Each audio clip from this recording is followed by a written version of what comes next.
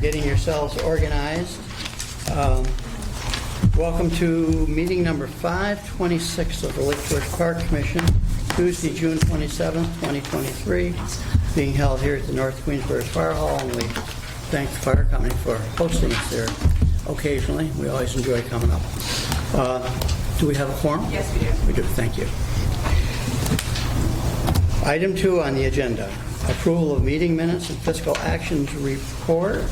Approval of the meeting minutes of May 2023. Do I hear anybody? So moved. Making a motion. Second. Motion's made to accept the minutes, etc. Any discussion? All in favor? Aye. Hearing no nays, it's approved. Approval of fiscal actions report for May 2023. So moved. Second. Moved. Any discussion? All in favor? Aye. Hearing no nays, accepted. Project review actions report. Chairman Stanek, do you have? Resolution 2023-19, accept the project review actions report. Whereas the Commission has received and reviewed the project review actions report prepared by the staff and dated 6/20/2023, the Project Review Committee recommends acceptance of the project review actions report.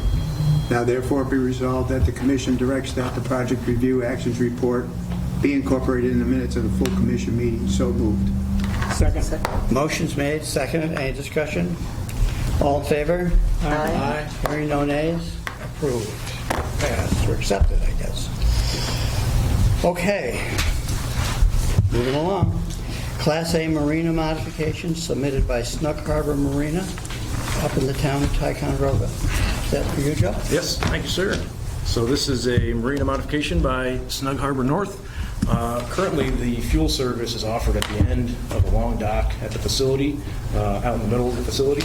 The owners would like to relocate it, remaining in the center of the facility, but being entirely upland, seeking to get a lot of that piping that moves the gas, off the dock and upland to where they think is a safer location. Concurrently, they're also doing a minor dock modification to extend an existing short dock in the center of the facility. They have some existing docks on their authorized plan that they don't utilize, so it's just kind of reallocating that linear footage. You may recall from a couple years ago, they were seeking to move this service to the south side of the facility, and that elicited some neighbor comment, so they voluntarily withdrew that application, went back to the drawing board, and are now proposing to keep it, in the center of the facility, and we've received, positive feedback from the neighbors regarding that. So without further ado, I'll invite Mr. Palandrani to discuss the application.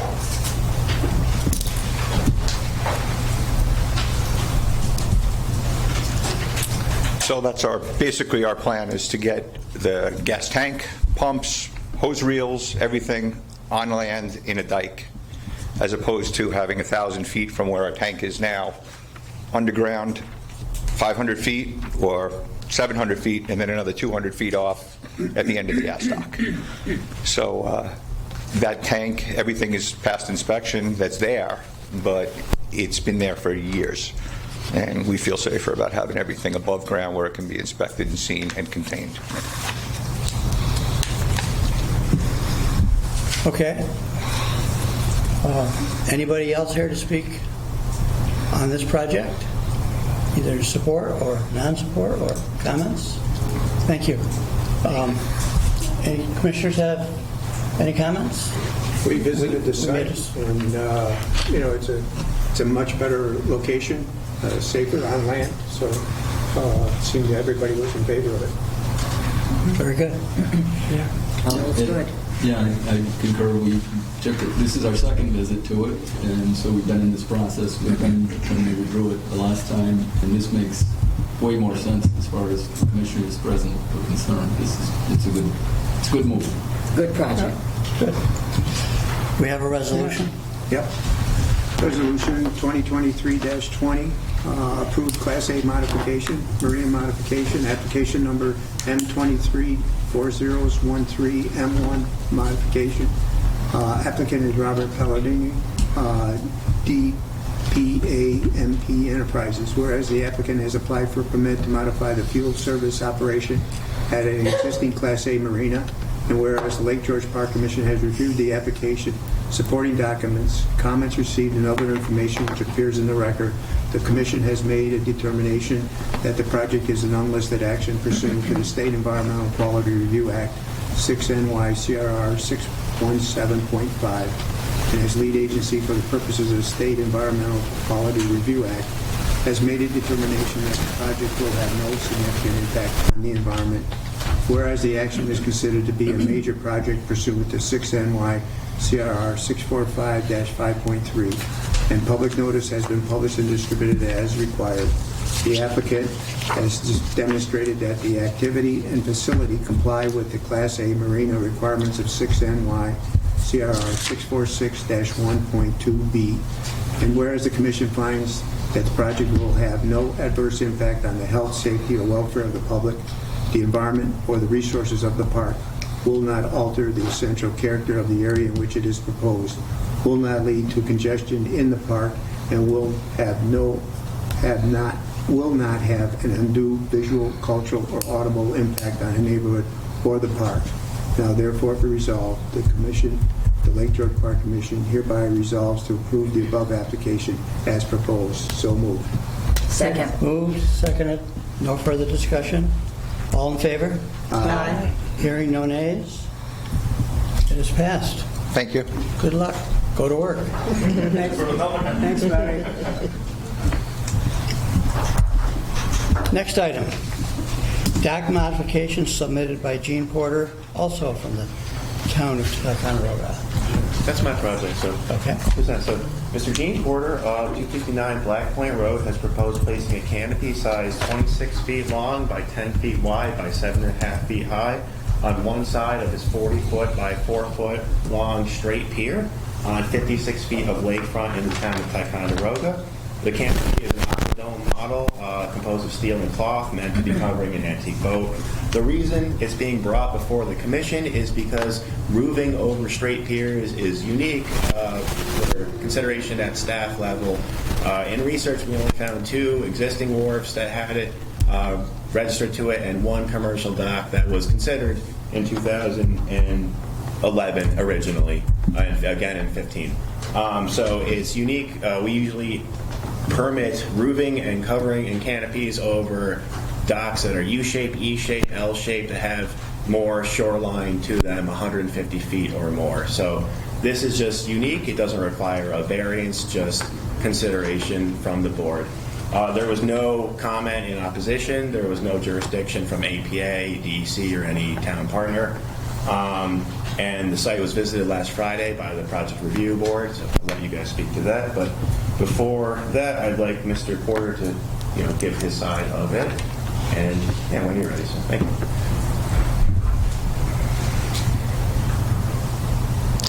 Thank you. I'd like to compliment the staff on the amount of research they did to put this package together. And some of you came up and looked at the site a few days ago, and I appreciate that also.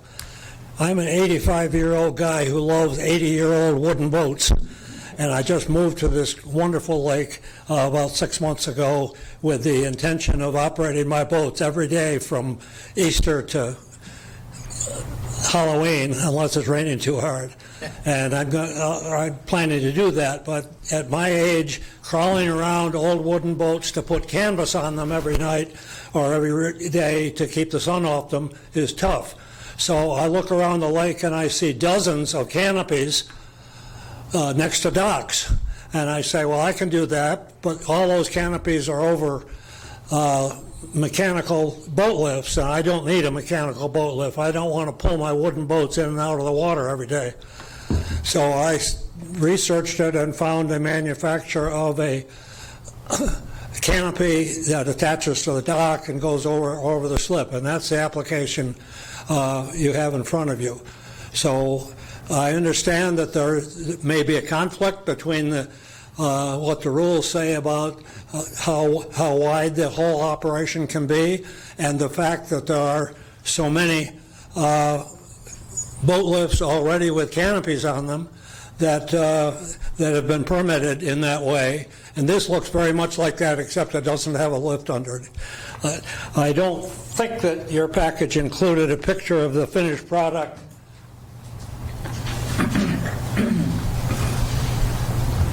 This is a Canadian manufacturer. I don't have one for everybody here. That's all right, I'll pass it along. You can pass them around.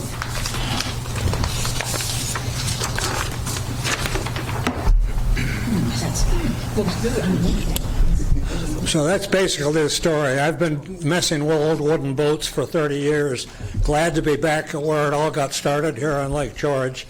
Look forward to continuing this operation one way or the other.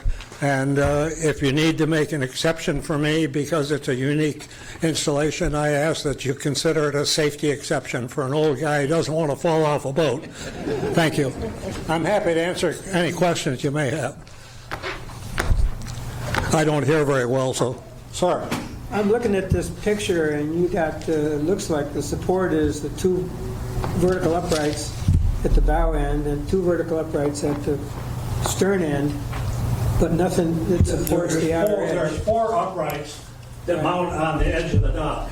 Right? That hold the frame that is pictured in the application.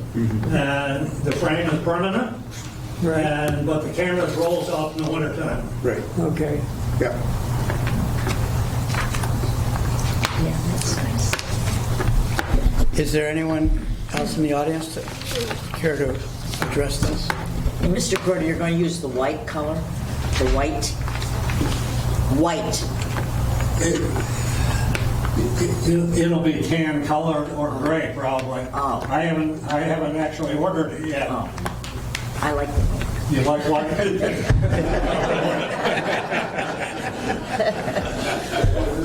Take your support where you can find it. Thank you. Thank you.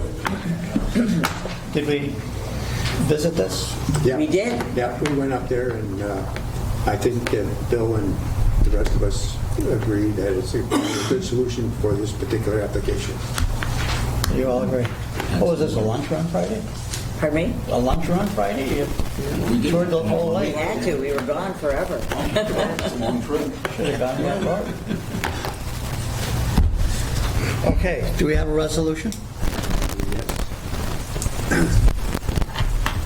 Resolution 2023-21. Application number is DWM 234043 dock modification. Whereas the applicant has proposed placing a canopy size 26 feet by 10 feet by 7.5 feet over one side of the dock, 40 feet by 4 feet, straight pier designed to be affixed to the dock and hung over a vessel. Whereas such roofs or covers attached to a straight pier residential dock are novel to the Lake George Park Commission docks, wharfs, and moorings permitting and requires consideration by the Commission. And whereas the Lake George Park Commission has reviewed the application, supporting documents, comments received, and other information in which appears in the record, and whereas the Commission has made a determination that the project is a Type 2 action pursuant to the State Environmental Quality Review Act, 6 NY CRR 617.5, and no further review is required for the purposes of the State Environmental Quality Review Act. Whereas the action is considered to be a minor project pursuant to 6 NY CRR 645-5.3. Public notice has been published and distributed in accordance with the Commission regulation. And whereas the proposed dock complies with the regulatory design requirements for docks at 646-1.1, and whereas the Commission finds the project will have no adverse impact on the health, safety, or welfare of the public, the environment, or the resources of the park, will not alter the essential character of the area in which it is proposed, will not lead to congestion in the park, will not have an undue visual, cultural, or audible impact on the neighborhood or the park. Now therefore be resolved, the Lake George Park Commission hereby resolves to approve the above application as proposed. So moved. Second. Motion made, motion seconded. Any further discussion? All in favor? Aye. Hearing no nays? It is approved. Good luck. Thank you for coming. The next item is the dock modification submitted by Michael and Melanie Sear for within the town of Bolton. And I have a sneaking suspicion that's why you're all here, not just to see us. A few comments before we get into the description of the project. that I think is very important.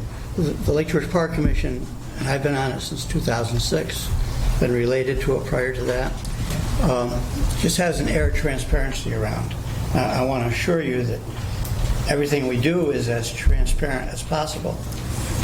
We were here last year, and you folks disagreed with us, and you did what you felt was appropriate, and filed the article, and we went to court, and that was a decisive manner.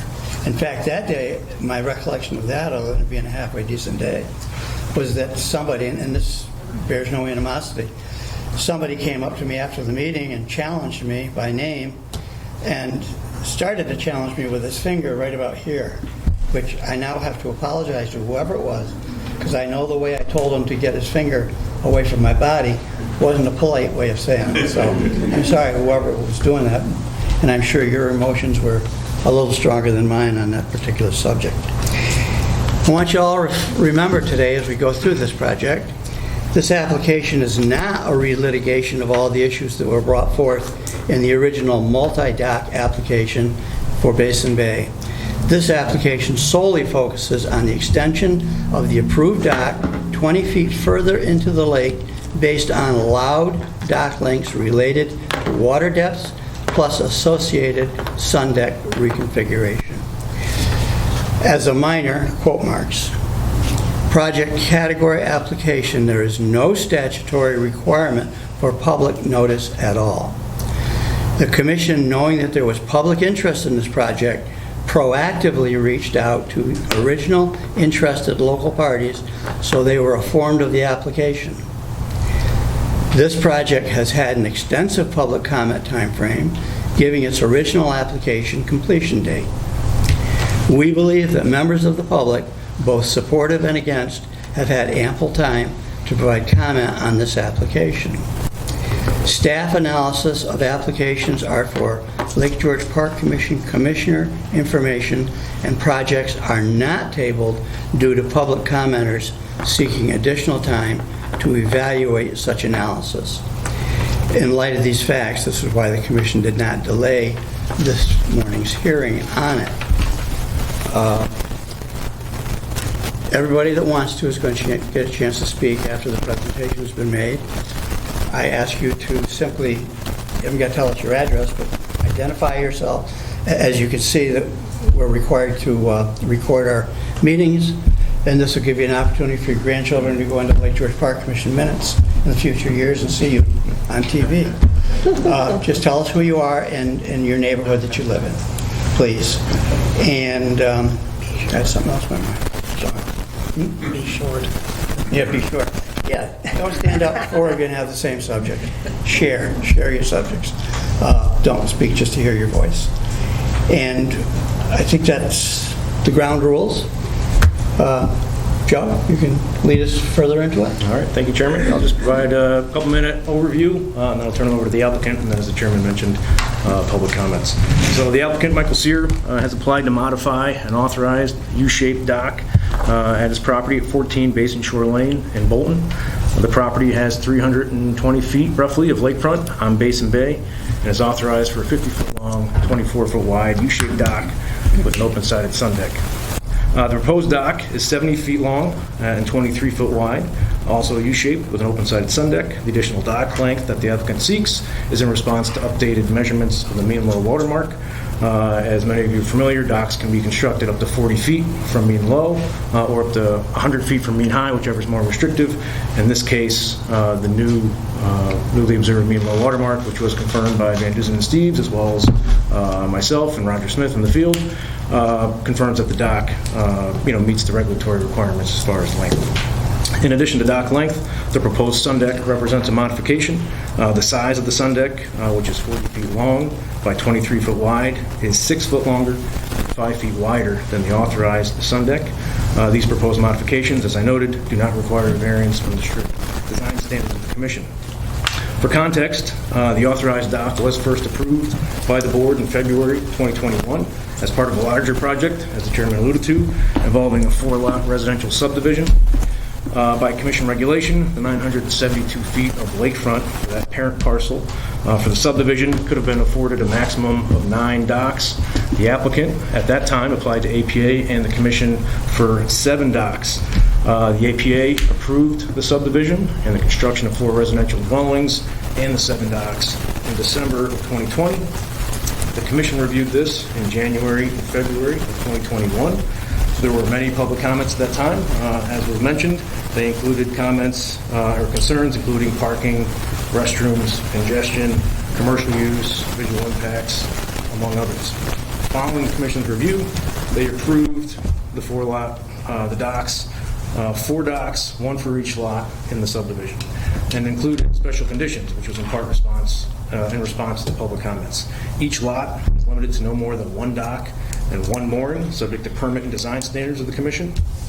Boathouses shall be limited to a single slip, no more than 12 feet wide. A certificate of occupancy is required for each house prior to construction of the dependent dock, and the dock may only be utilized for single-family residential use without prior written approval by the commission. As the chairman noted, that approval was challenged in court and dismissed by Judge Mueller in August 2022. As with the original application, we have received a number of public comments on this application. Public comments, again, cite a lot of the same concerns and also, expanded dock length and sun deck and potential impacts with respect to visual impacts. It's in response to these public comments that we're here today to get the board's perspective and review of the application. So unless the chairman has any other words, I'll invite the applicant to describe the project. Good morning. My name is Joe Castelline. I'm an attorney with the law firm of Young Summer. We represent Michael and Melanie Sear, the owners of 14 Basin Shore Lane. I'm just going to give you a general overview presentation of what the project is and some other related issues.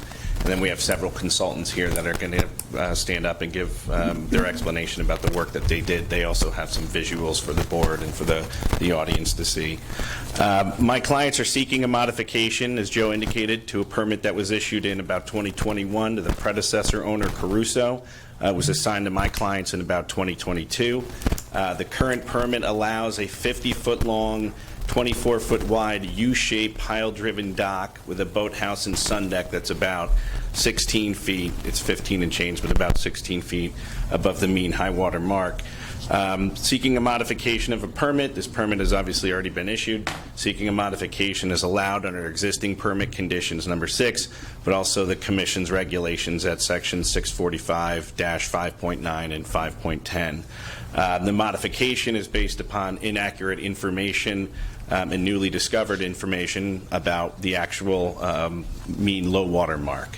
My client's consultants was Adirondack Docks LLC.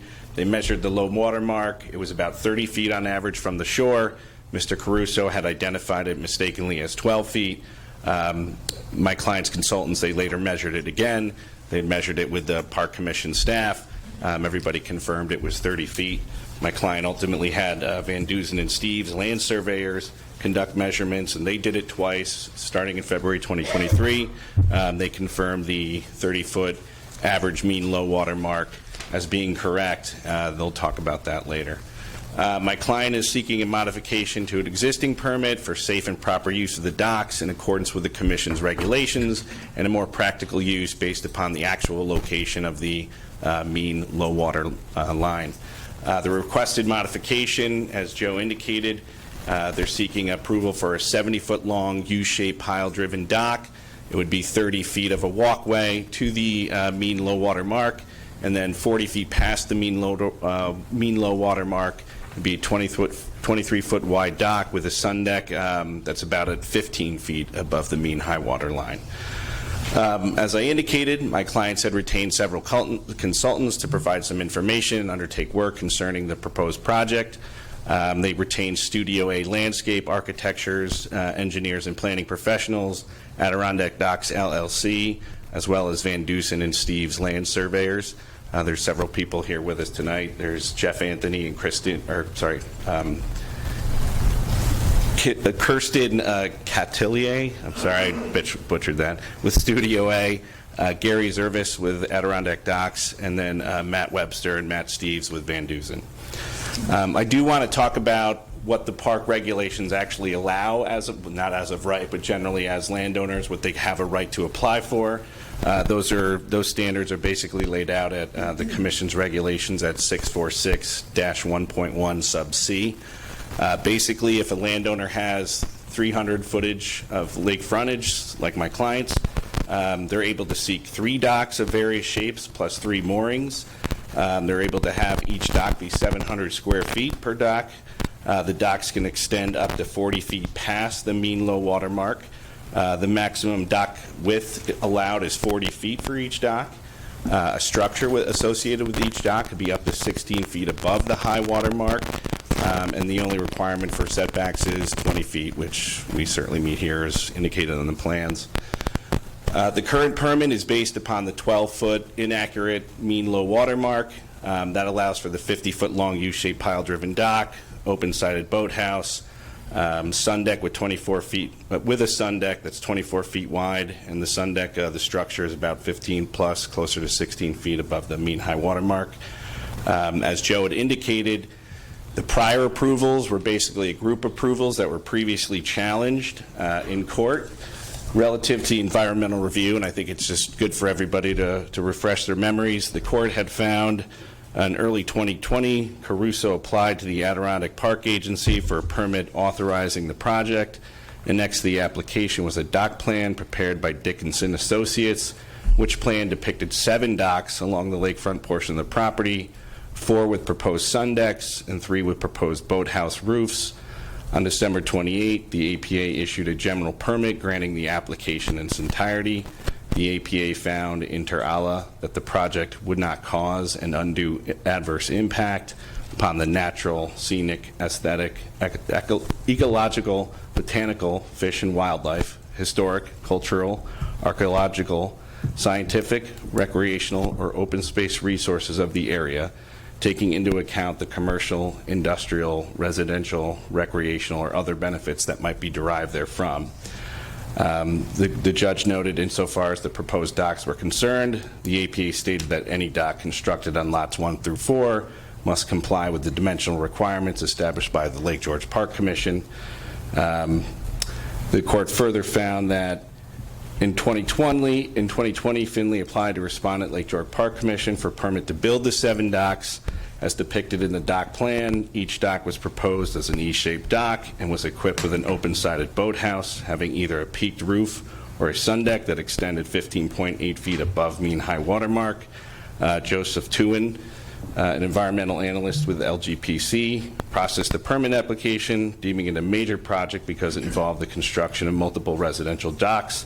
He found that the project met the definition of a Type 2 action under state environmental quality review. The court later explained how when the APA conducts their environmental review, it obviates the need for any other agency to do a seeker review. So here, this board wasn't required to. The APA's review was controlling. It determined that for 7 docks of those sizes and shapes that there were no adverse impacts. That project was later modified, however, to remove 3 of the docks, so what ultimately was approved was 4 docks, including approval for the existing dock at issue for my client's property. Relevant here, however, it's the APA and Lake George Park Commission had already determined that 7 docks of this size in this area wouldn't have any adverse impacts. Ultimately, there's only 4 of those that were approved. This one we would say is minor modifications in the world of things that were considered already by the APA and the Lake George Park Commission as to environmental issues.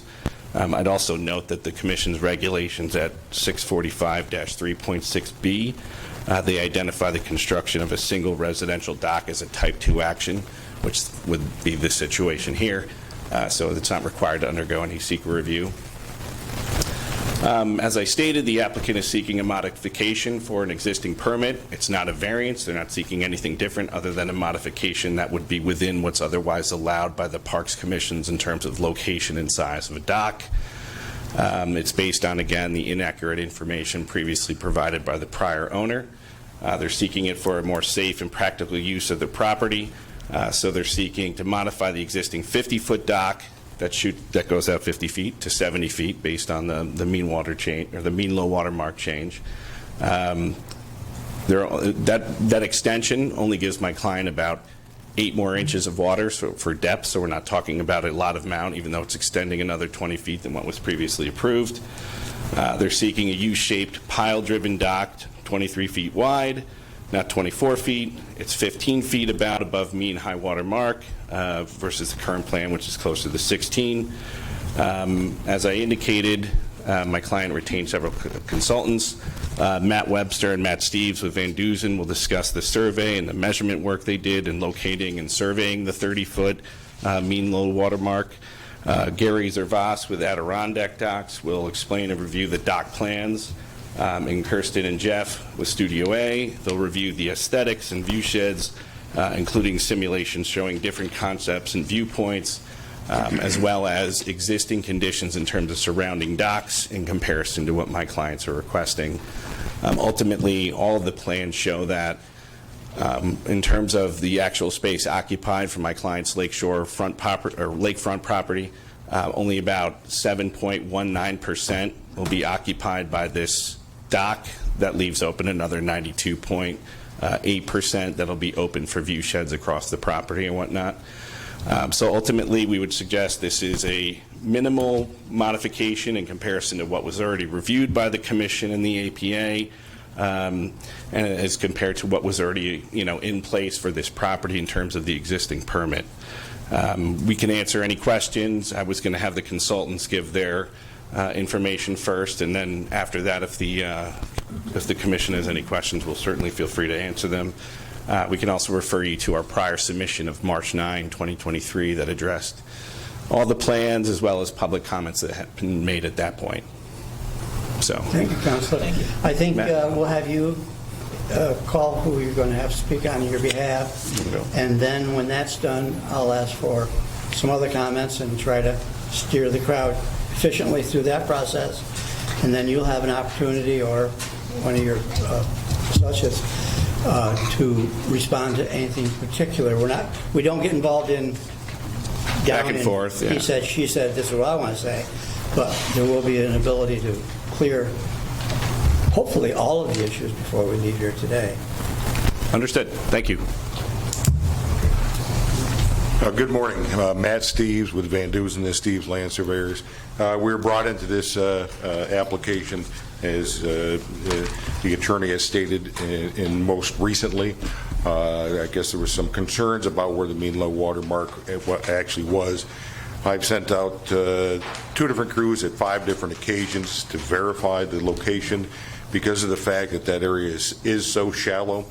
And with the different, undulations and stuff in the ice, you can push stuff back and forth.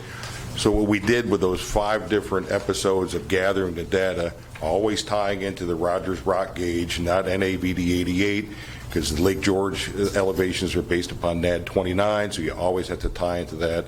I cannot speak about what was done prior. I wasn't involved, but I can tell you that I verified it 5 different times. And I know that the staff I believe, has verified that as well to confirm exactly what is going on out there. And it is, like he said, very shallow. Even with the extension out to the 40 feet beyond mean low, the end of the dock elevations, which we went out there and did more elevations to determine what the level would be at the end of the proposed dock, is still at 316.03 on the southerly side and 315.98 on the northerly side. So as it was stated before, it is still fairly shallow out there, but getting beyond the mean low does allow the usage to get into that dock. And they said if there's any other questions, please feel free to ask. You said, what are you saying the depth is, the depth of the water? The ground out at 70 feet is at 316, basically. 3 feet, 16, 3 feet? Well, the average water elevation this time of year is about 319.64, 319.70, somewhere in that range. So you're at about 3.5 feet. Thank you. At the 70-foot mark. Errors are interesting. I remember it was the first project I ever went out after being appointed to the Park Commission. There was a common beach over on the east side, and there were 3 stakes on the beach. And I said stupidly, what are the 3 stakes for? And it had been 3 different surveyors who had surveyed the line. And I just scratched my head and said, how could this be, 2 and 2 is supposed to be 4. Yeah, we also verified the boundary tied into the original subdivision to verify the setbacks as well, but like it has previously stated, with the width of this lot, the setbacks aren't the issue as far as off the property line. It's really determining the exact elevation of where mean low crosses in that bay. And again, I take pride in what I do, and if anybody knows me, I've done this for a long time. And I tie it in 5 different occasions because of the fact, it's not like I have a rock bottom out there and it's consistent. 5 different times, I'm always within 3 or 4 hundredths because of the fact it is so shallow out there. Yeah. Plus, we use a big topo foot on our survey equipment, so it's not sinking in. You put it like a 6-inch plate on the bottom of the survey rod and you're taking the data. We shot it conventionally, we tied it in with GPS, to always confirm that we're getting the same data all the time. Did you look at historically what the water would be at the end of that dock at 70 feet, depending on, because if you've looked at the Roger Truck gauge, the things have varied probably within 6 or 8 inches this year, mainly because different changes in inputs of water from rain and stuff. Correct. And then if you go back and look at drier springs and summers, you're going to find a whole different dance as far as what your levels are. Well, as far as tying into the vertical data, we don't just use the elevation of the water because it fluctuates. We check the elevation of the water each time to confirm that what we're getting the data from the state and the Rogers Rock is accurate. We always set up our GPS. We get an actual NAVD 29 elevation because we can control it to any elevation data we want, and then reference it back to other control points we have all along the Lakeshore Drive. And then to verify that we're not, a lot of people will take a water elevation by trying to estimate it as just splashing against the dock. No. No. True survey, you make sure that it's a level plane, and you base it upon the gauge and/or GPS and/or known USGS documentation. I don't just guess where the water is at.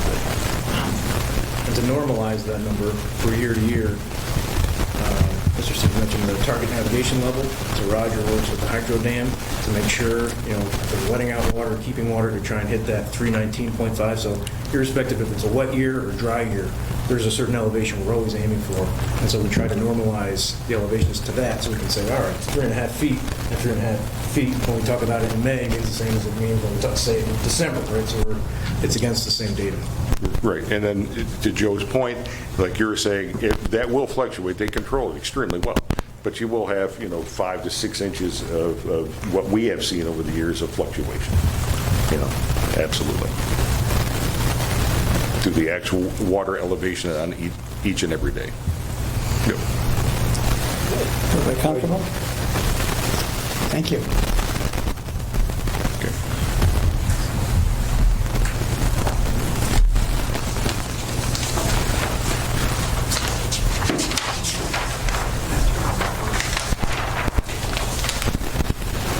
Kirsten Cavalier with Studio A. Studio A was... You want to bring those up closer so you can see them, or? That was part of the package, so we did have a few of them beforehand. Okay. So we were responsible for preparing the visual simulations, taking existing and simulated photographs, and then also we did a handful of drone photos of existing conditions within the bay. We did it during the month of February, so in your packets you'll note some docks weren't currently installed, but we bubbled areas where we know that there's groupings of docks. Would you speak in the mic, please? Oh, yep. Just so everybody can hear you. Thank you. So the first simulation that we prepared, it's just looking straight at the previously approved dock. We're about 150 feet offshore, about 3 feet above the ice. We do this to simulate what it would be as if a person is passing by in a boat.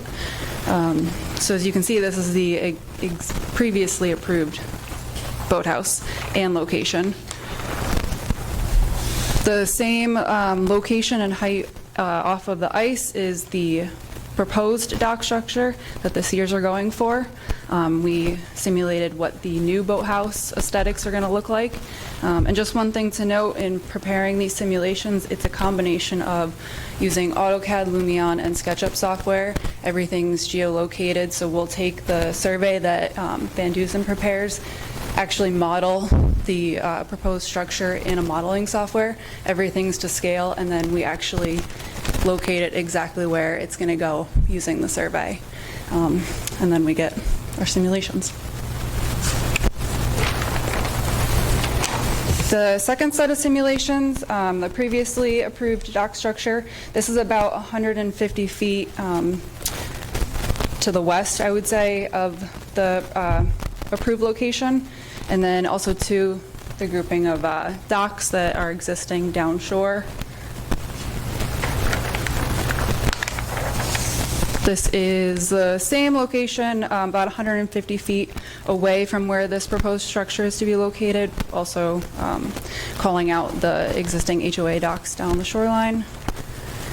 And then the last set is the same. It's 150 feet away from the proposed structure. It's just at a different angle without the HOA docks in the background.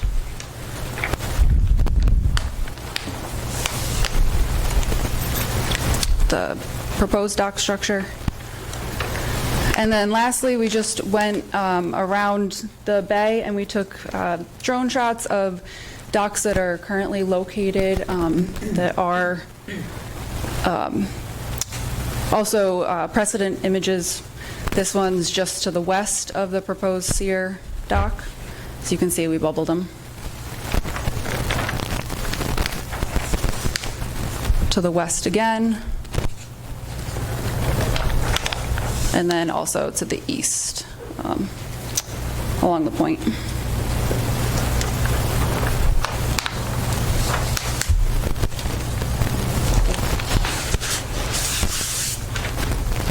And that's it. If anyone has any questions. Thank you. Thank you. Anybody have any queries?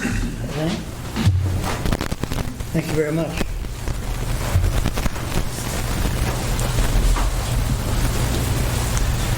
So just for brevity, the dock schematics, they're included in the package, but you were able to see the actual proposed construction. So I think that would be useful. But we'll just refer you to the actual schematics that are in the package. And if you have any questions, we'd certainly be willing to answer. All your speakers have spoken? Yes. Okay. Very good. Thank you. Thank you. Now, maybe a show of hands, unofficial. How many are planning on speaking at the mic? A controllable number. I guess my real question is, do I police you or do you police yourselves? So I remember one day last year I had a similar group and we just started working our way across and we only got lost about 4 times, but why don't I leave it up to you to start speaking and maybe a speaker come up and when you're finished with your hopefully short presentation, you'll point to someone I'll go else. first, that way there'll be no redundancy. There you go. Okay. My name is Craig Rivers, the Grove on Lake George, LLC, 89 Cotton Point Road. My family celebrates 91 years, I think, on the bay this year. Unfortunately, the surveyors before didn't do their job properly. I have no problem with the extension of the dock. I do have a problem with the extension of the size of the boathouse.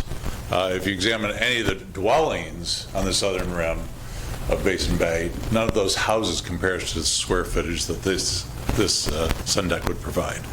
I'm not sure, maybe the people that are going to rent dock space are also going to use that, but I can't imagine how many people would possibly be housed on this square footage. And what is the square footage on that again, Joe? On the sun deck itself, I'm sorry. By the way, you look much better in person than you do in Zoom. Oh, thank you. Ken, I don't have much to say, I'm sorry. I'll do a little math and I'll respond. Okay. What is that? Yeah, 950 square feet for a private sun deck. I'm not sure why that would be needed. I actually went up and shook the hands of the first gentleman that had his dock already put in and congratulated him and welcome to the neighborhood, if anything I do for you. And I like to see it as a family endeavor. This seems almost to me like a commercial endeavor. And that's my objection to not the extension of the dock to meet the watermark put forward by Mr. Steves, but the size of the sun deck itself. In follow-up to the commercial endeavor, remember that if I own a private home and I want to rent out one of my dock spaces, I need to come before the Park Commission to get a marina permit. So they have not been approved for any other? Absolutely not. Okay, No application, hasn't even been a whisper. So That's only my two knowledge, Joe. only two boats would be docked at that facility? This is a private dock. Okay. Okay, thank you for that. Correct, no application. So again, my objection is to the size of the sun deck itself. I mean, And not- we can get a phone call tomorrow, but Right. it's not going to pass. And also, we talked about safety concerns, no egress, no safety, no street lighting, no sanitation. All those rules are the same as they were Right. 12 months ago. And so I think that should be reconsidered as well. Okay, thank you. Thank you. Next. Don't be shy. One quick thing. Could you come up? No, we don't have quick here. We have slow and right. All right, just a quick thing. And you are whom? Oh, Chris Bevilacqua. I have one of the cabins down at that end of Okay. Basin Bay. The docks that are shown with the big decks are at the other end of the bay. They all have a driveway that goes down to that dock. Not, the access doesn't have to be on Cotton Point Road, which, as everyone has seen, it's down toward the end where it curves. It's just very dangerous. I walk on there, I run on there, I swim in that bay. It's already very congested, and to put something that's down that end of that size, it's not the same as the docks that have those canopies at the other end of the bay, because they can access it right from their own house and their own driveways.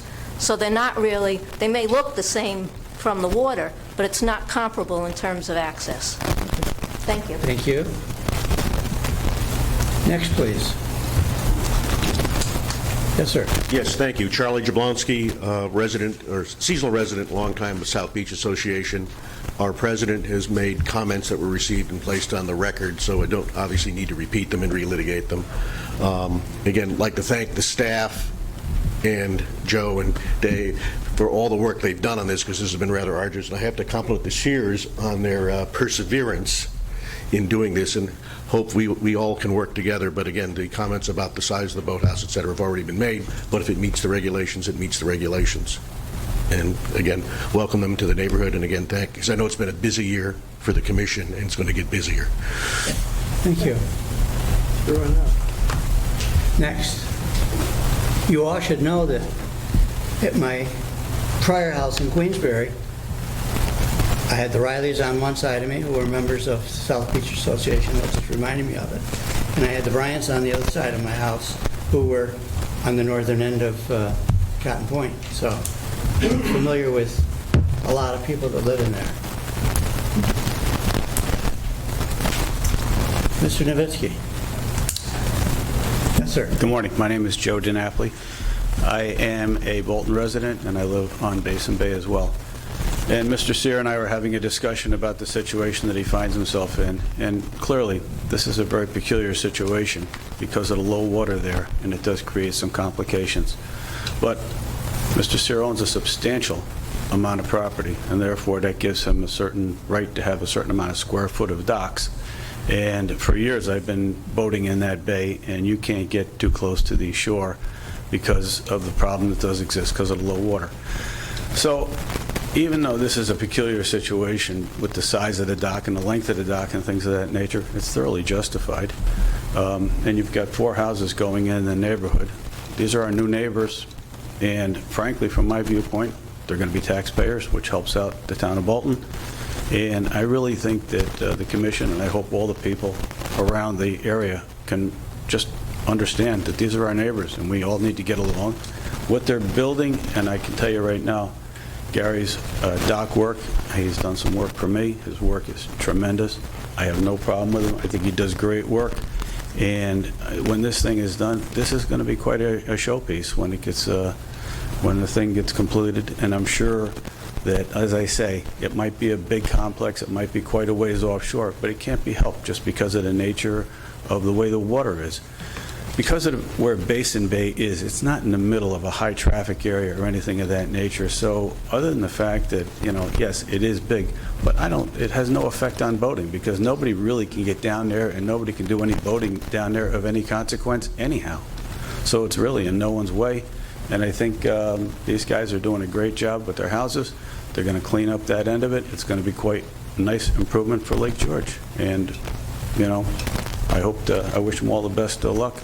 And I hope the board sees it that way as well. It is a peculiar situation, but as pointed out here, the APA has weighed in on this. Park Commission has weighed in on this. Nobody has any objection to it.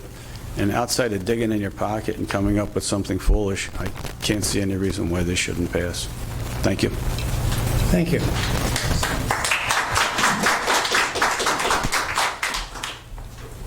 Mr. Novitsky, is there a property owner that would like to speak before?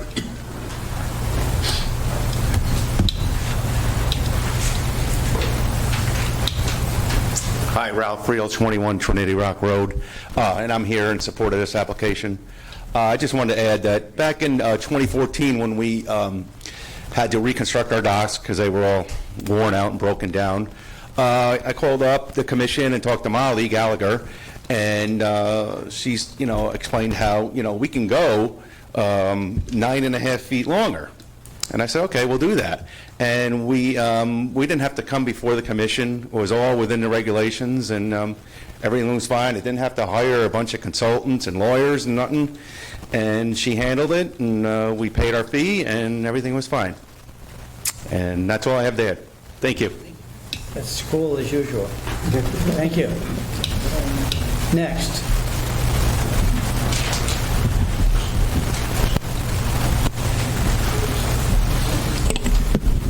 Kath Storney at the end of Cotton Point.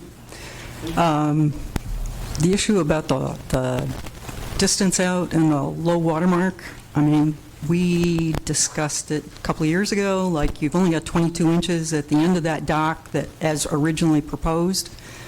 The answer we received from the consultant at the time was, that's fine, that will impact the size of the boat that they buy, it's going to have a low draft, not a problem. There was a whole discussion about it, and now it's like, oh, this came as a surprise? I don't know. Someone else made a comment about the south end of the bay is underused because it's so shallow. I think he's looking at that from the perspective of a powerboat. There are a number of people that water ski through there, and they can do that because the docks are set back or there's no docks. There's lots of kayaking that goes on. That's a legitimate boat use of the water as well. I'm not going to go through the whole thing, but the sun deck is the other issue, and that is like, what's the lifestyle that's going to be taking place on the sun deck?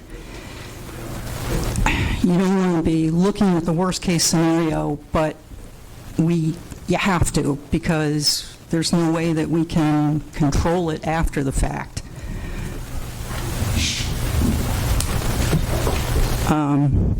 So I think a number of the residents are just concerned about the expansion of the sun deck and what that's going to mean in terms of the number of people, additional people that could be on the sun deck, the noise associated with that, music. Are they going to be running a generator? It's some questions we had 2 years ago, but now it's even further expanded because this is such a huge sun deck. So, are they going to have a refrigerator down there? Are they going to be using it as in place of a house because they're like, more than 1,000 feet away from their house? There's also a kick-out on the dock, and maybe someone could explain to me what that kick-out is. It's in a connecting section between the shore and out to the low water mark. I asked Joe about that. He had no idea. Some of the comments speculate, like, are they going to be parking a golf cart on the dock or having a porta potty on the dock? There was no explanation about why there's this little kick-out. I don't know if somebody can answer that. I'll ask the consultants when you're finished. Okay. And I just thought I'd add that Studio A did do some nice visualizations. I pulled in the visualizations that were done 2 years ago because it was a little different size dock, but it had all of the views from the shoreline, none of which they really addressed. All their views are really from the lakeside, and it's kind of like straight on, and you don't really see the impact of the whole side of the dock and how it extends out into the lake, and that it could really look like a series of billboards. The last point I just want to make is, and you guys are all aware of this, there was approval for 4 docks. The first dock has been installed. It's very modest in size, and it hasn't been an issue. But this is, the approval of this next dock is really going to set a precedence for the other 2 docks. And I'm sure that Joe couldn't really explain that because they haven't put in any proposals. It's just kind of like a black cloud hanging in the distance. So I just appreciate your interest in hopefully reading all of the 248 pages in this project. So, thank you. Okay, thank you. Joe, she mentioned a kick out or something. Yeah, there are some comments about that. So the what I call the gangplank to get to the dock, the access from shoreline to the main dock structure, originally was proposed at 8 feet wide, and then they had 6 foot wide piers. I think, kind of coming off maybe that little slope, you want kind of a wide access. In this case, because they're going further out, they're still trying to stand at that 700 square feet, so they've narrowed their piers to stand under 700 square feet. And in doing so, they've narrowed a portion of that access way. So it looks like something that was designed to be fatter, but I think it's just, they made everything else skinnier, right, to stand at that 700 square feet. So I don't know that, I have asked, if there's a certain purpose for it. It was 8 feet in the approval, and they just had to, skinny up other portions of the dock to stand in that square footage threshold. But maybe that's a question for the applicant. Counselor, can you shed any light on that? Yes, and if anybody else had any comments, I was going to address some of the issues that were raised. But in terms of that is correct, it's also, they wanted to make sure they had enough space. My clients, their parents, one of their parents is in a wheelchair, and they were planning on being able to wheel her down there and have her enjoy that area. So is this simply safe ingress and egress? Safe ingress and egress and meeting the regulation standards of 700 square feet for the deck. So, thank you.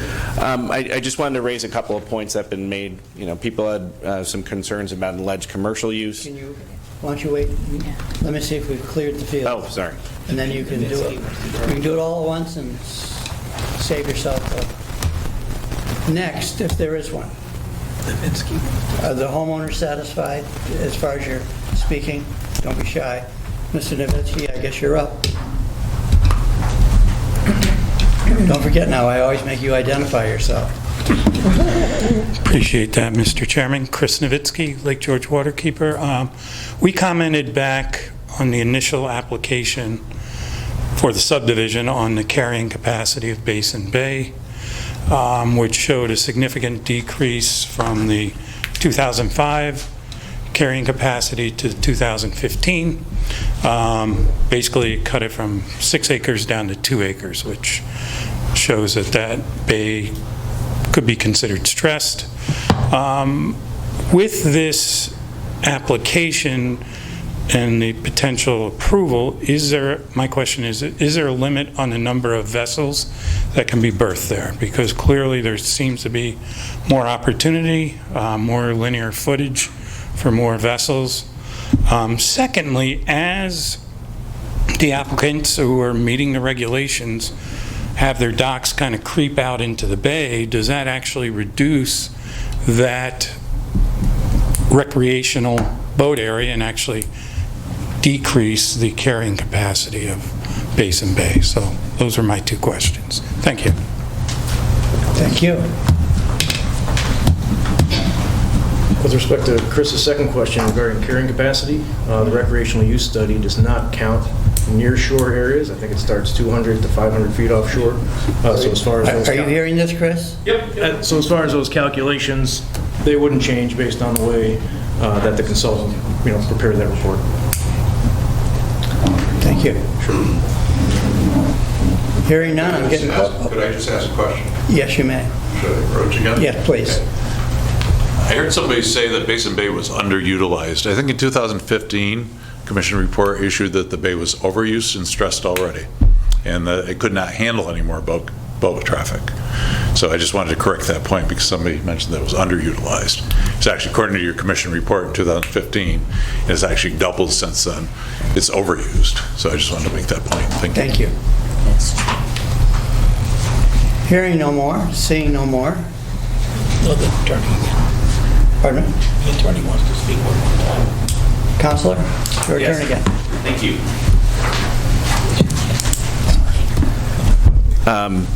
Just to address a few issues that were raised. In the first instance, my understanding is there's a 200-foot setback essentially from the shore where boats are prohibited from going in and anchoring anyway, so that would be something that would prohibit boats from coming in. In terms of commercial use, as you had mentioned, my clients, anybody would need a permit for a commercial type of use.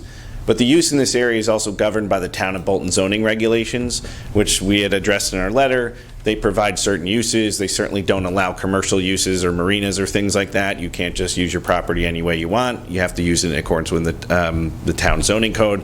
In terms of the use of the deck, it's residential. The town zoning only allows the residential. That's what their permits and approvals are for. So they wouldn't be able to do anything else besides residential.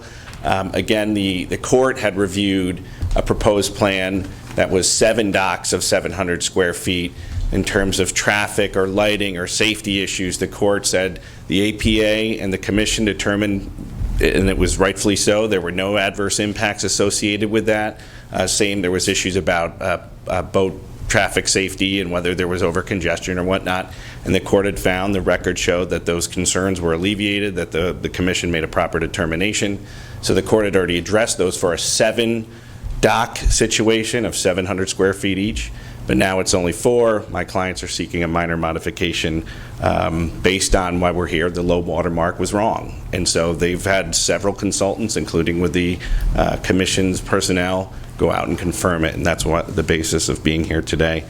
Ultimately, the view sheds in terms of the property, again, the visuals, the diagrams, they established that only 7% of my client's lakefront property area is occupied by this proposed dock. And so that leaves 92 or almost 93% of just open view still. And it's ultimately my client's property. They are able to seek these types of permits from the commission in accordance with the commission standards. There's already been environmental reviews for bigger projects that the court had confirmed were no adverse impacts related to anything like view sheds or traffic or safety or whatnot. So we think a lot of those issues have already been addressed in the court matter. Thank you. Thank you. In my opinion, the one subject that we've heard that probably should be discussed by us is the size of the sun deck, et cetera. I heard a little discussion on it prior to the meeting as to whether the increase in size was appropriate, et cetera, et cetera. So perhaps we could hear from some commissioners as to their opinion, where to and why for. Ken? Yes? When I heard that 950 square feet, I was thinking, okay, what are those dimensions going to be? And I'm just kind of roughing it out in my head. I'm like, okay, maybe it's like a 45 by 20 or 40 by 25, give or take a couple of feet here, length and width. So when you consider the dock going out that much extra because of the mean low water mark, I think that it isn't going to look as big as it sounds on paper. So I think it'll be okay. Okay. For clarity, it's 920 square feet. 920. What was that, Joe? 920 square feet? Yeah. Do you have it? I really don't have a, we visited this application before. I certainly don't see a problem with the extension. And the size of the sun deck, well, 900 did cause me to pause for a minute. It fits the dock. And we did have a discussion about them removing some of the posts for a visual. You're right. To cut down on Subject that. number 2. Right. And if we were to do that, it would really change the whole look of it. I don't have a problem with it, and especially if we get them to remove some of the posts, as we say. If they could do a cantilever or whatever the architect can do. that would Counselor, do you work understand nice. where we're going with that? Yes. That wasn't an issue. My understanding is we were agreeable to doing. That was serious conversation on the commission's part, I know that. It's structurally still sound if you remove the outside posts and just have the slip posts support it. So your client would be? Yeah. It does not impact the structural integrity, and Right. I'm very comfortable removing those things. Okay. It'll look nicer, I think, too. So I am okay with it. Okay. How does that shorten the sun deck? Does it? Doesn't shorten the sun deck. It just, Lets them it's the close view it. from the lake. Yeah, so It makes it look, just a view shed problem. The vertical mass. the vertical mass of it itself. But structurally, it's still sound by removing it. Dave? I visited the property twice, and I think with the removal of the outside posts, I would certainly think this would be a very appropriate application. Dean? I'm going to agree with, I think it's I can understand the problem of the people living around that and having all of a sudden a bigger dock in their face. Living in a Park Bay where, we're treasuring every last piece of dock that we can keep away from sticking out into the bay because it's on ice. And Basin Bay is sort of like that. It's not quite as big, but it has the same kind of relationship to a number of docks and a number of houses and that kind of thing that people get used to over time. Okay, and then it gets bigger and bigger and bigger. That can be a problem for views, not only views, but use and that kind of thing. Aaron? The sun deck is increasing 6 feet length by 5 feet width. What's the total square footage that we're actually looking at today under the So it's getting expansion? 5 feet wider and 6 feet longer, and the total footprint is roughly 308 square feet larger.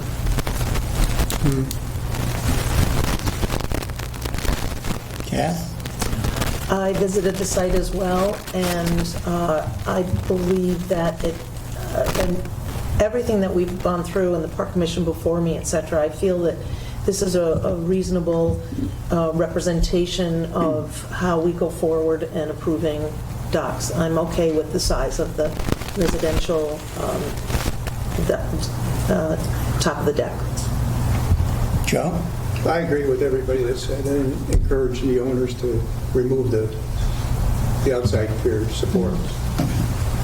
But is the level of comfort on the proposed size of the sun deck, we're okay with that? So we're talking about making one major change, which is the removal of the outside piers. Vertical. I would say remove either one. I would. That's what I was going to ask. I don't know structurally if it makes a difference, but maybe just remove Not one or the other. put one the or the other. architectural One or the other. integrity. And even if they wanted to put them right down the middle of the dock or Right. 1 foot in, because I've seen people do that so that you can get around the posts. They We're can not- be, it doesn't matter to me, but if they just cut them back, We're not into engineering I'd prefer to stay out of it. roofs to stay where they're supposed to stay. I want to hear about that. If I could just offer one quick thing. So when we had this discussion a couple of years ago, remember that the commission, all of you voted to take this from what could have been a 2-boat inside slip to a 1-boat inside slip. So automatically, by the virtue of you doing that, you significantly reduce the size of that sun deck over what they would be allowed to have pretty much anywhere else. So that, instead of the 900 square foot plus you'd be looking at around 1,400 square feet, which isn't uncommon for things that come in front of the commission. So you've already taken that step. So I just want to remind you of that past decision. That's a good point.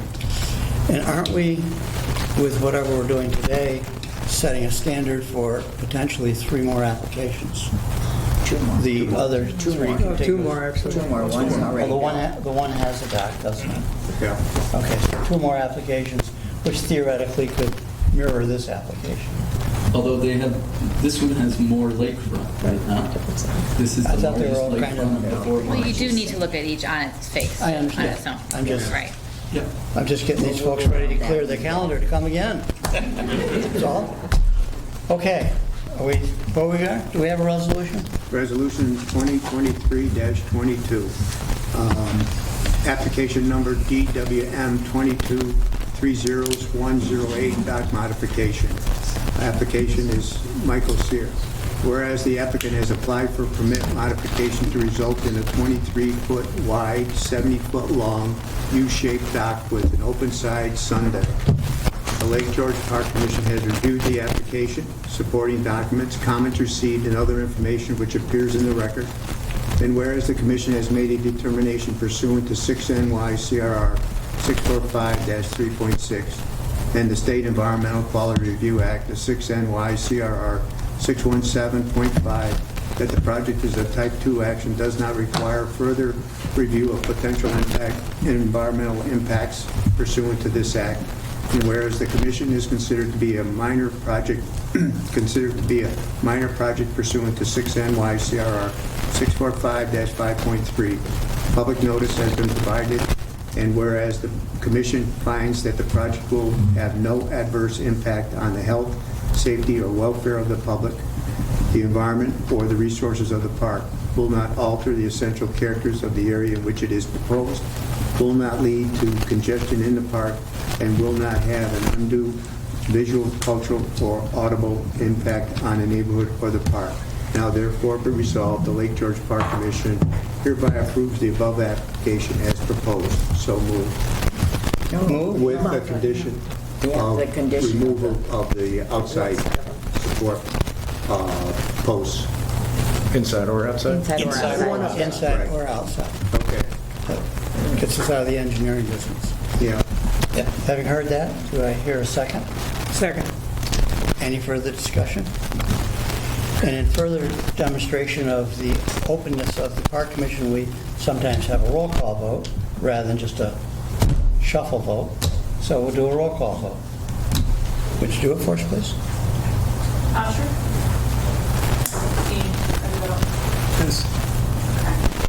Yes. Yes.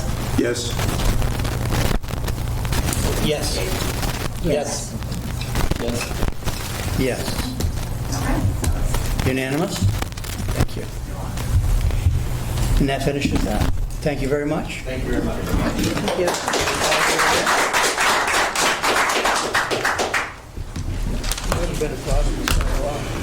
You're free to go. Although, our next agenda item is public comments, if anybody wants to get up there and find a good subject. I don't think you realize what you're getting into. Clear the room.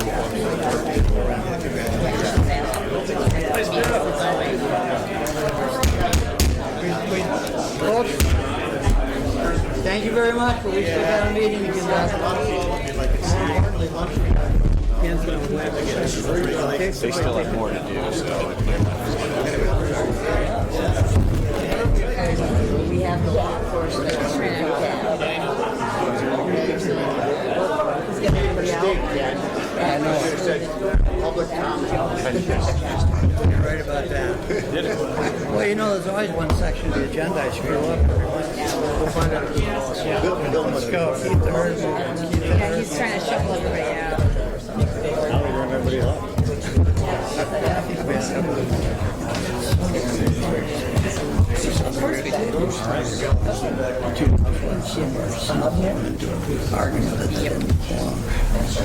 Okay.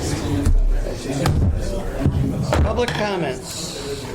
Item number almost last. You gotta get law enforcement. Law enforcement. Oh, law enforcement. Mr. Chairman, I need a new title. Is the usher. Sheep herder. They're coming What's to his your house border collie? with machetes and burning. Law Enforcement Committee report Those by running the for Law office Enforcement Committee Chairman, Commissioner Floyd. Let me see here. All our patrol boats are now in the water, and they're all in service. We have a boater education class on June 17th, which was well attended. 15 people showed up and were in it. Our next class is July 10th and 11th, 4 hours each day. Sign up is still open for that event. By the way, the full patrol begins on Thursday, this Thursday, the 29th, and we'll have 5 to 8 boats on the water every day and every night.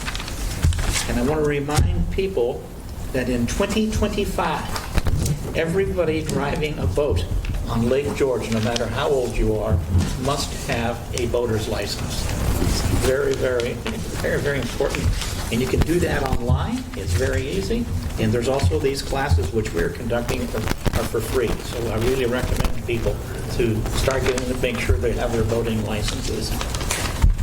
So Ken, is that LakeGeorgeParkCommission.org? What's the... To get the boater license? Yeah. Yeah, you can go to parkcommission.org to get the R classes, but I think you can go New York State license to get the ones that you get online. Okay. Yes. I'm sorry. I might add that now with the new septic program, the Law Enforcement Committee is going to be very much involved. And to date, we've had 50 inspections. 1-5 or 5-0? 5-0. But we have a lot of people have made appointments and signed up for in the near future. Our concern is two things. First of all, there are some people who have signed up for an inspection and they're not ready. They haven't uncovered their D boxes, or they're just not really prepared for the inspection, so we've had to go back and re-inspect. That's number one. And number two, we have over a 40% failure rate on these inspections, which is quite... And that means that people have, I believe, up to 6 months to get their septics back into compliance. But we've had 40% of the septics inspected that have failed. So I hope this trend does not continue. But we knew we were going to have problems when we ran this program, and we're starting to see some of these issues now. I have a resolution to read. The Law Enforcement Committee met on June 27th, 2023 to review matters pertaining to the Lake George Park and Patrol and Commission's law enforcement program. And whereas law enforcement cases and their status were reviewed in executive session, and whereas the Law Enforcement Committee has reported on the results of that committee meeting at this full commission meeting, and whereas the Law Enforcement Committee recommends acceptance of this month's law enforcement report. Now there be resolved that the commission accepts the report of the Law Enforcement Committee. Second. So moved. Second. Motion made, seconded. Any discussion? All in favor? Aye. Hearing no nays, it's carried. Are there any other motions? How about Public comment. Oh, wait a minute, public comment. I'm sorry. Stop the talk I again. thought we'd given you your allotted 2 minutes. Now I got to change my whole... Take all the free time I can get. Thank you. Chris Nowitzki, Lake George Waterkeeper. Thank you for the update on the inspections. The numbers actually aren't surprising. If you take a look at like Otsego Lake, when they put in their inspection program, their first round was over 50% failures. So in our study that we did for the town of Lake George, our numbers are up around 33 to 40% that were estimated. So unfortunately, that's it. Secondly, I want to thank the commission for the boater safety courses and keep getting the word out, because that's important. We took ours last year just to make sure we beat the rush, but thank you for that. Thanks. Thank you. Yes, sir. I'm Pete Collins, and I'm here for the Lake Stewardship Group of Cleverdale. First, the group would like to express our appreciation for the work done in Sandy Bay to repair and align the boat mooring buoys. It was a good job. I also have a question. Does the Lake George Park Commission receive prompt notification of hazardous algae blooms? That's a good question. Dave? I think that's true. That's a difficult one to answer because we know about them when they're reported to us. DEC has no obligation to report them to us, but I keep track of the reported systems weekly on the HAB forms. It depends. If people report it to Albany and it seems like something above the traditional, what we've seen so far is fairly small blooms, they're simply reported into the system. They don't come up anymore. Take a look like when we first got them. If we see anything larger, which we have not yet this year, then if we see something bigger, it gets reported back to us. Also, if Karen Freshwater Institute gets involved, that comes back to us as well. And a lot of people simply call us directly thinking that it may be a bloom or not, and then our staff will go out and take a look at it. We're not experts in HABs, but we know enough to alert the people that do know a little bit more about that. So it's not a great answer, but I would say most times, yes, we do know about it. Sometimes we hear it after Darren Freshwater's been out there, or it's been reported in the DEC. So it's kind of a bit of a mix. Do you have a method to inform the public about HABs? No, this has been an ongoing discussion with DEC going on for years now about how to better inform the general public.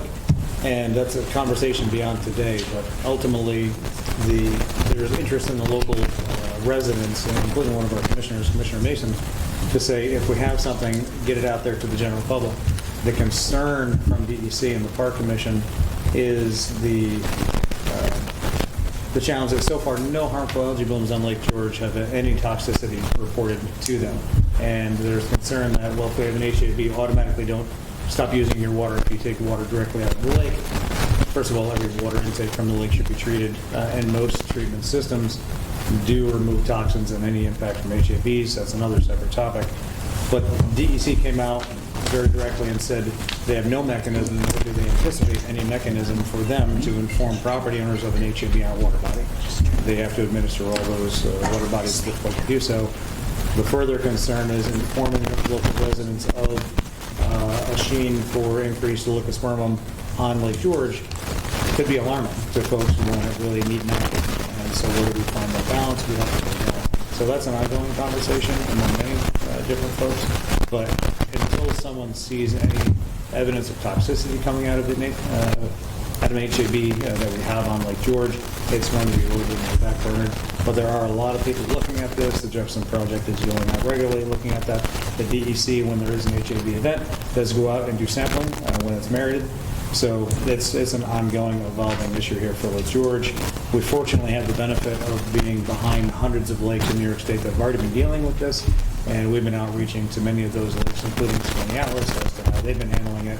And while it's different in every case, there is no specific public notification process of any lakeshore area that I'm aware of. What is the amount of time involved between the discovery of a suspected of a HAB and determining that it's actually toxic? Yeah, so when we're informed, we'll go out and take a look at it, and then it's automatically turned over to DEC. At the same time, we generally inform Darren Freshwater. They may or may not know about it at that time. And then it's really, the Park Commission isn't in the harmful algae bloom business. We don't have the scientific equipment or expertise to do that. We report it to the state entity responsible for that, to DEC, and then basically it's handled at that point. Perhaps Aaron could speak a little bit more. Is my understanding correct that once it's discovered, it's more or less a few days before it's decided or determined that it's toxic or not? I do not know this. You don't know that? Okay. It is a while. Is that correct? I believe that it is a while. Yeah. And Chris might not. I don't know. The last one that we had, that they were sending out the tests. The reason I we weren't asked getting that. results for over a day. Yeah. A couple days. The lab work takes time. So it's a period of time. And the reason I asked that is, isn't the public told that once you see a suspected hab, is to stay away from it, don't drink it, don't swim in it. And that's immediate, whether it's toxic or not. Of course, if it's determined toxic, it's even worse. That's why I don't see a need for a delay. Once a hab's been discovered, to determine whether it's toxic or not, because the recommended action is pretty much the same. Don't drink it, stay out of it. And the public should know that. Right, and that's the message from DEC. We worked with their water quality division for a couple of years since we've had it on the board, and that is the message. If you see harmful algae bloom, avoid it, right? Report it and avoid it. And anybody that's drinking unfiltered water out of the fjord should not be doing so. So there's a lot of information out there for the public about how to handle this. DEC is the resource on this, and we'd recommend people that are interested to contact DEC, and they can give you more information about the program. Okay. Dave, can I just say something? Mr. Collins, I want you to know that a lot of people have expressed your same concerns to me, and I know just every single question you ask to me is very germane to what could be a potential hazard. I know that some of the people have, and Chris, I'm going to you on this one, they feel that the LGA should be, when they hear, they should let this news out to their constituents, of which you have 4,000 members, ASAP. And I know, and you know where I'm coming from on this, that there's other issues that you've been very concerned about, which is great, but this toxic, harmful algae bloom issue did sit for a while in the LGA's, and should have been let out to the public. And I just think that the agencies that are able to and legally to let this information out should be more transparent on it.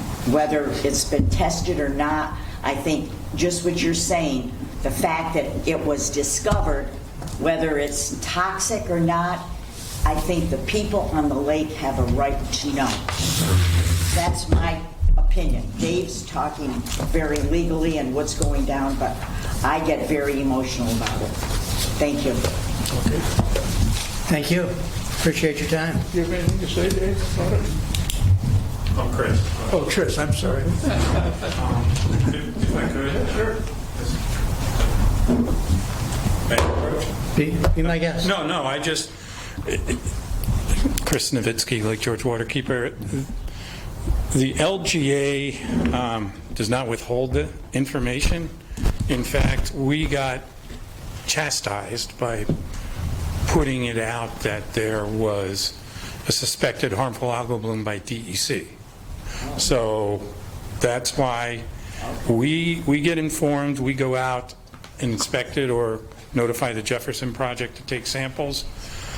We once put that out there, and DEC got upset with that because they have the regulatory, I don't know if it's regulatory, Aaron, but they determine harmful algal blooms.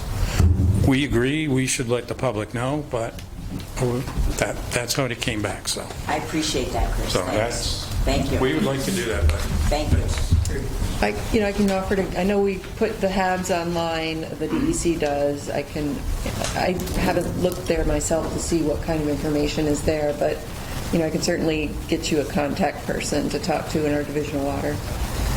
yeah, we've been in touch with them this year already. So, but it's a good point. The process will improve.